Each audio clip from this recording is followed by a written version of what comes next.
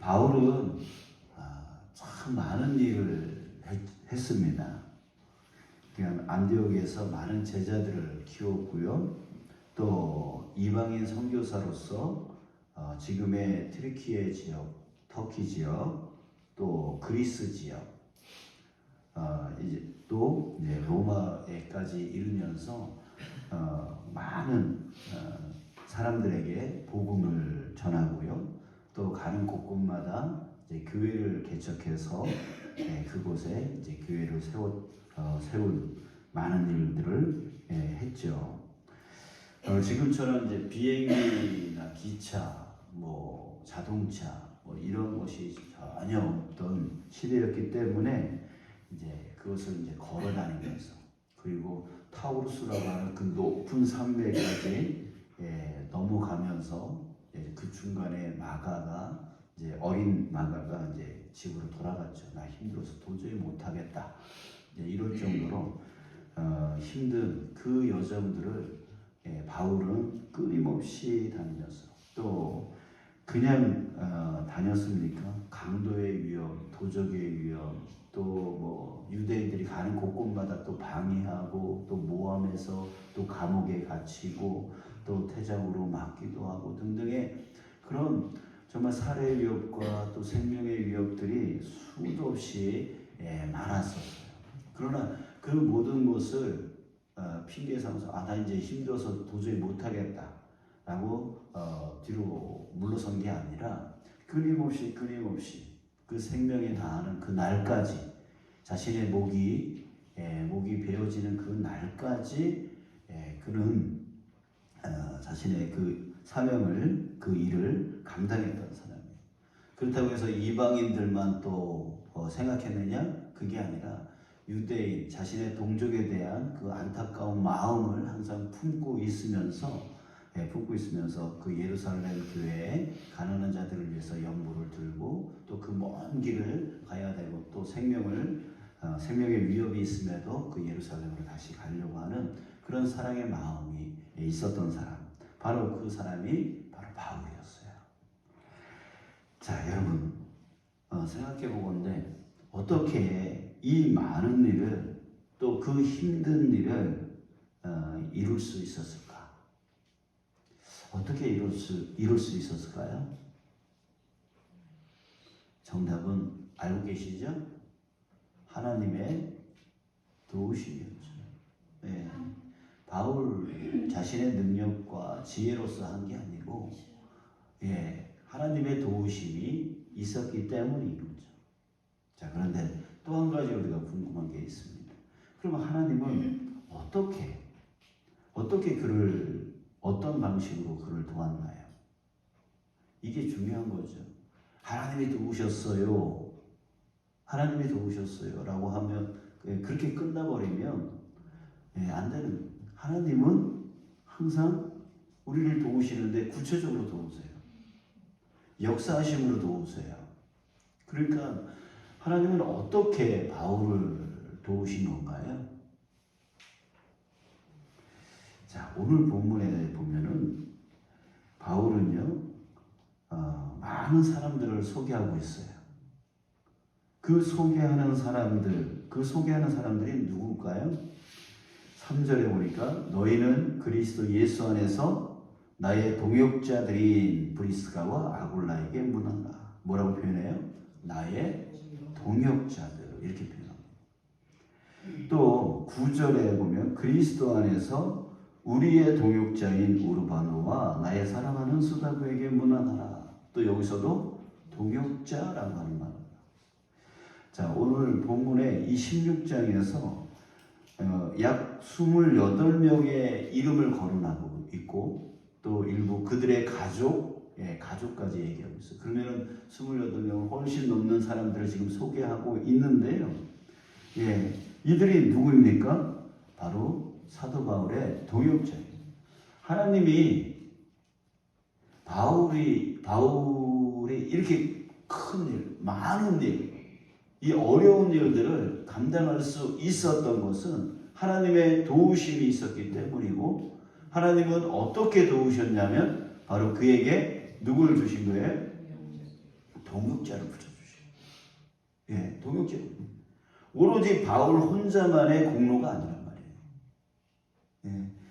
이들이 있었기 때문에, 이 동역자들이 있었기 때문에 어떤 사람들은 뭐 바울에게 음식을 제공한다든지, 어떤 사람들은 가지고 있는 재정이 있어서 물질로 돕는다든지, 어떤 사람들은 기도로 돕는다든지, 어떤 사람들은 또 이런 방식 저런 방식으로 그렇게 협력하는 동역자들이 있었기 때문에 가는 곳곳마다 그 필요가 채워졌고, 그것을 갖고 때로는 브리스가와 아굴라 같은 사람은 바울의 위로, 바울이 한때 고린도에서 처져 있었을 때가 있었어요.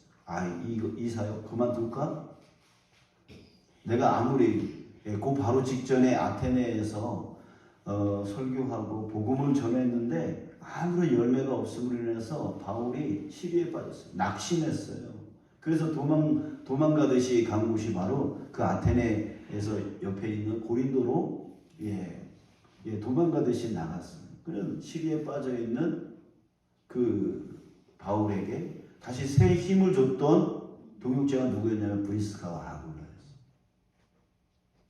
아굴라였어요. 이렇게 새 힘을 주고 그렇게 했기 때문에 낙심했던 자를 다시금 일으켜 세우는 그 동역자들, 또 돕는 자들, 물질로 돕고 또 정신적으로 돕고 또 영적으로 돕고 이런 것들이 있었기 때문에 그가 그 많은 일과 그 어려운 일을 감당할 수 있었던 것이죠.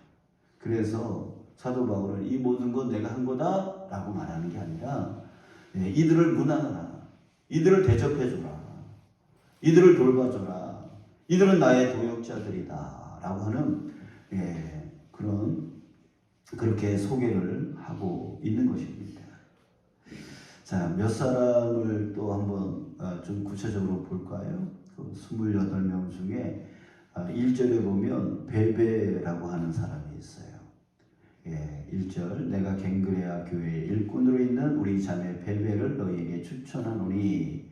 자, 베베라고 하는 이 자매님은 바울에게 이제 물질로 후원했던 부유한 사람이었는데 물질로 후원했고 또 기도로 후원했고 또 이 베베를 로마 교회로 지금 보내고 있어요. 그러니까 이 로마서 이 편지를 로마로 가져간 사람이 베베라고 보고 있습니다.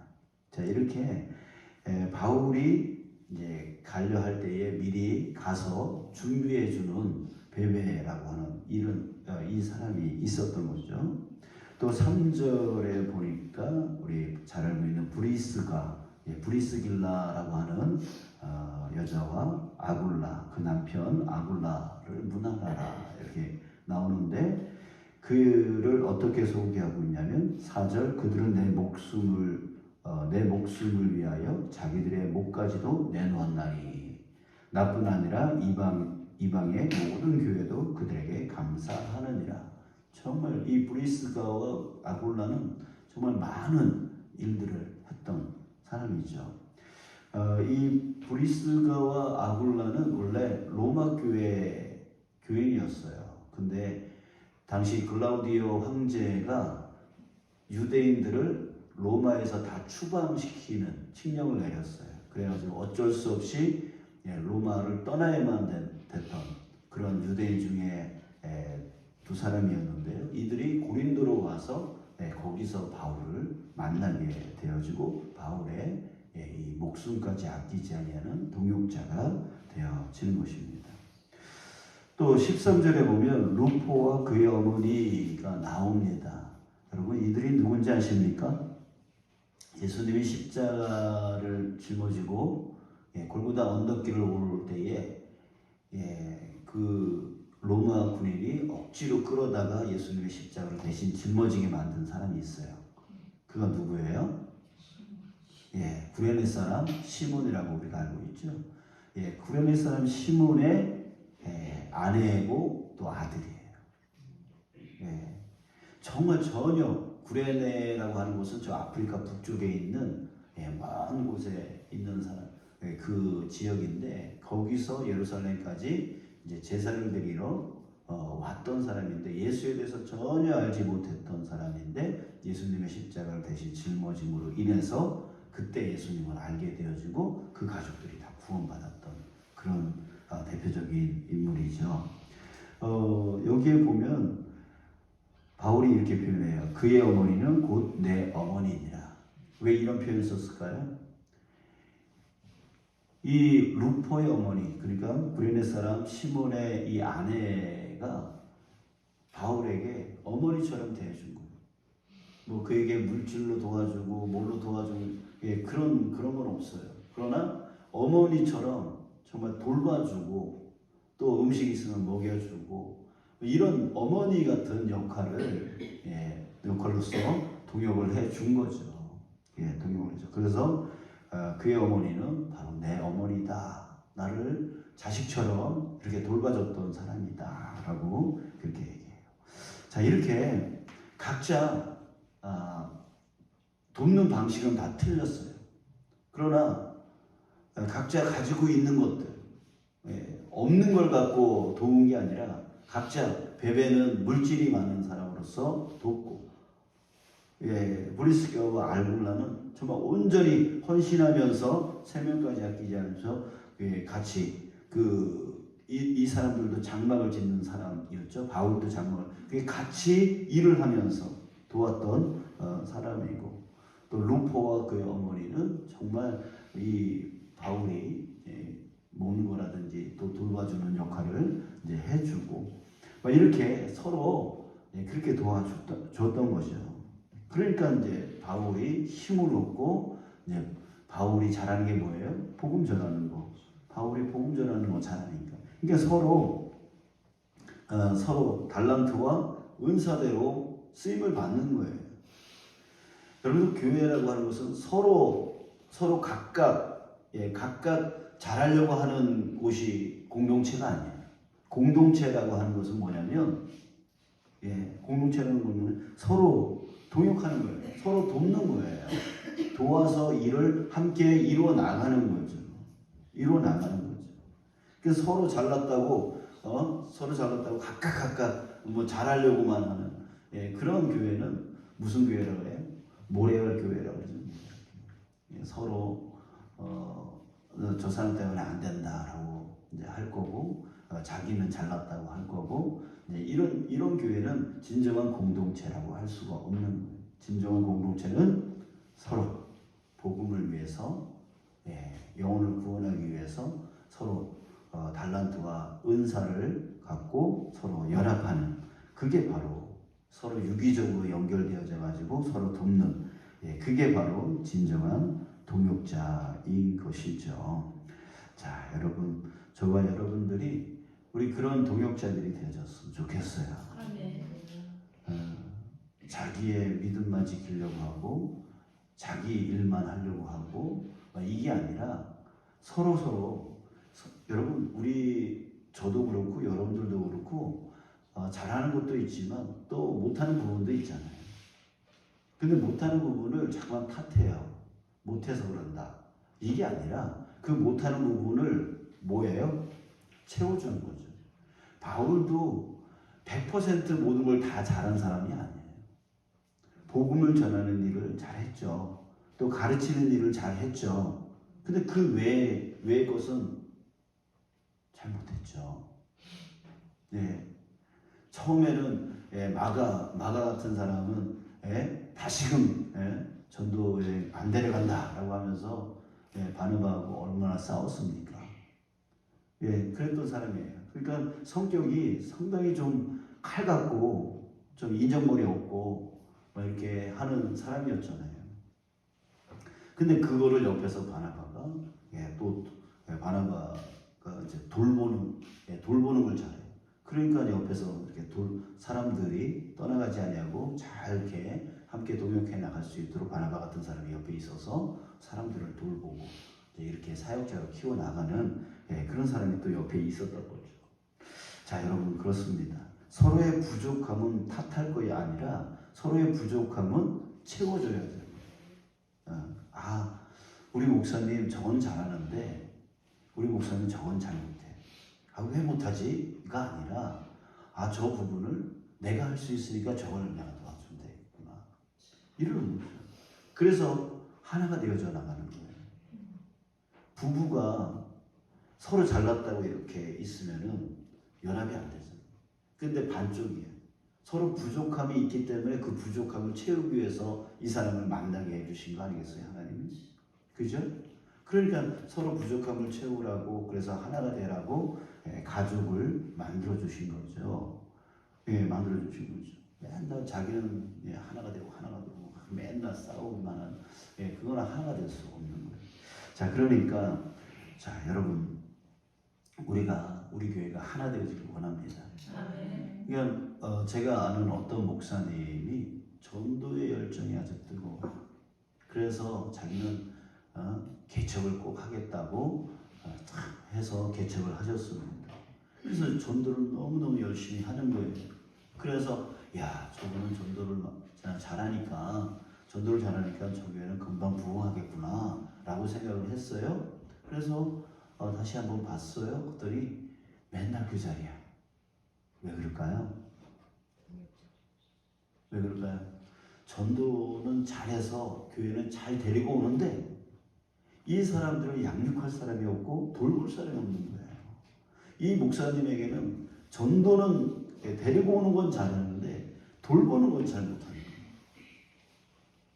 그러니 데리고 오면 또 떠나고 또 떠나고 그러는 거예요. 그러니까 맨날 제자리인 거죠. 그러니까 어떤 동역자가 필요할 거예요? 돌보는, 돌봐서 정착시키는, 양육시키는, 가르치는 이런 동역자들이 필요한 거죠.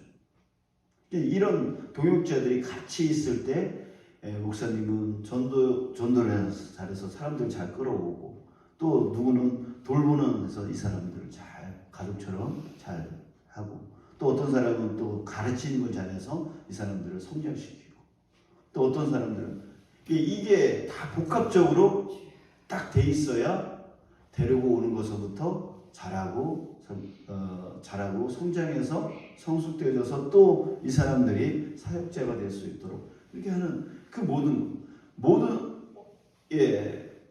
걸 다 잘할 수는 없잖아요. 그러니까 하나님께서 그 공동체를 묶어주신 이유는 그 하나하나의 그 달란트를 사용해서 하나를 만들어가라고. 또 필요한 것, 그래도 부족한 것이 있으면 은사를 주세요. 은사를 주세요. 성령이 역사하셔서 은사를 주시고 그 필요한 것들을 채워주신다. 그래서 공동체를 만들어가는 것입니다. 자, 여러분, 우리 교회도 바로 이런 진정한 공동체가 되어지길 원합니다. 아니, 목사님은 왜 저거 못해? 아니, 저 장로는 왜 저거 못해? 이런 교회는 모래알 교회예요. 그 부족함, 모든 걸 다 잘할 수는 없으니까 그 부족함을 내가 저건 잘할 수 있는데 내가 도와줘야지. 내가 저거는 잘할 수 있는데 만약에 이것도 안 된다면 주님 나한테 은사 부어주십시오. 은사 부어주셔서 그 일을 도울 수 있게 해주십시오. 라고 기도해야 되는 것이죠. 우리는 너무 자기 믿음을 지키는 데 에너지를 많이 사용하는 것 같아요. 믿음을 지키는 것에만. 근데 그게 아니에요. 여러분, 믿음을 언제 지켜줄 수 있냐면 우리가 서로 합력하여 어떤 일을 함께 이루어 나갈 때 믿음이 지켜지는 거예요. 믿음이 지켜지는 거예요. 우리가 지금 주차장 부지 매입을 위해서 지금 애쓰고 있잖아요. 그죠? 이 과정에서 막히는 부분을 어떻게 해요? 기도해야 되잖아요. 하나님께 의지해야 되잖아요. 그러니까 하나님의 일을 이루어 나갈 때에 기도가 필요하다. 기도해야지. 그러니까 하나님이 또 넘기고 극복하게 해주시. 그러니까 어떤 사역들을 우리가 함께 연합해서 이루어 나갈 때 거기에 기도가 필요해서 기도하게 되어지고 또 물질의 협력이 필요하고 또 등등의 여러 가지 이런 것들이 이루어지는 거예요. 그러니까 영적으로 성장하잖아요. 근데 잠깐만 아무것도 안 하면서 믿음만 자꾸만 지키려고 난 믿음이 부족해. 나는 자꾸 이 제자리에서 마치 수영장에서 수영하는 사람, 수영 못하는 사람은 자꾸 뭐 해요? 호흡을 잘해야 되는데 수영은 안 하고 호흡을 잘해야 되는데 자, 저 호흡을 어떻게 해야지? 호흡을 못해서 나는 수영을 못하겠어. 가만히 있는다고요. 근데 어떻게 해야 돼요? 수영을 배우려면 어떻게 해야 돼요? 물속에 들어가야죠. 호흡적 거려야죠. 호흡적 거리면서 호흡은 이렇게 해야 되는구나 라고 하면서 호흡을 깨달으면서 또 팔 젓는 것도 이렇게 해야 되는구나 해서 또 하고 발을 이렇게 저어야 되는구나. 그래서 앞으로 가면서 배우게 되죠. 호흡도 배우게 되죠. 팔 움직임, 다리 움직임 이런 것들을 직접 물에 들어가서 호흡적 거리면서 하는 거잖아요. 그러니까 우리도 사역을 같이 하면서 일을 하면서 거기에 필요한 것들이 이런 것들이 필요하구나 저런 것들이 필요하구나 이런 것들을 이렇게 해야 되는데 물 바깥에서 호흡을 어떻게 해야지? 다리는 어떻게 움직여야지? 자꾸 머리로만 이러고 있단 말이에요. 아니에요. 우리가 같이 하면서 서로 부족함을 채워주면서 기도하면서 그렇게 나아갈 때에 교회는 성장할 수 있는 거고 성숙될 수 있는 거고 또 우리 성도님들은 또 믿음으로 더 강건해질 수 있게 되어지는 것입니다. 자, 여러분 다시 한번 말씀드립니다. 우리 교회가 진정한 공동체가 되어지길 원합니다. 진정한 공동체가 되어지기 위해서 우리 자신이 무엇을 해야 되는지 내 일을 잘하려고 하는 것보다 서로의 부족함을 채워주려고 하는 거기에 우리가 집중해 나가야 되고 우리 교회가 지금 교회를 하나님이 어떻게 지금 이끌어 나가시는가를 볼 수 있어야 돼요. 볼 수 있어요. 왜 지금 이때에 이원철이라고 하는 저 목사를 이 교회에 보내시고 왜 지금 이때에 이런 일들을 하나님이 이루어 나가시고 하는지를 전체를 좀 볼 수 있어야 돼요. 거기에 내가 할 수 있는 일은 뭘까? 또 자기 자신을 볼 수 있어야 돼요.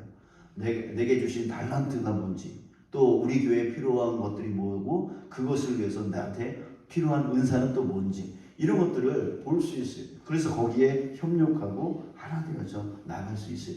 나는 늙어서 안 돼. 나는 이제 그래서 안 돼. 저래서 안 돼. 이렇게 하고 있으면은 우리 교회는 더 이상 성숙해 나갈 수 없습니다. 그럼에도 불구하고 주님 나를 쓰시려면 쓰십시오. 이런 마음이 있어야 될 줄 믿습니다.